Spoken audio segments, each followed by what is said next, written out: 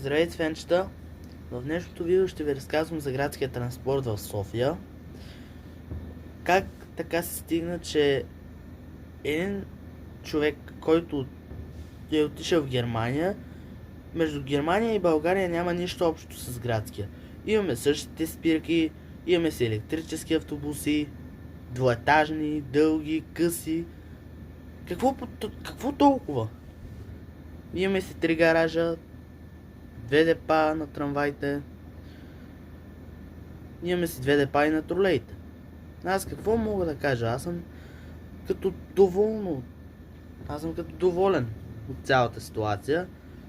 На половин транспорт аз го оправих от играта, нали. Върнахме 2023 в движение. Нали, някои от трамваите, даже от табелите на тролеите, нали, например на 2693, нали, там на знаците пише честита нова година. Аз това го направих. В смисъл, от играта главно пише Happy New Year на английски и след това те са го направили на български. Нали, съжалявам, че правя тези постъпки, но това е за тяхно добро. Трето, и вече сме на голямата летва. Автобус 8 тъма мога да кажа, че се обслужва от гараж Дружба, преди се обслужва от Малашевци.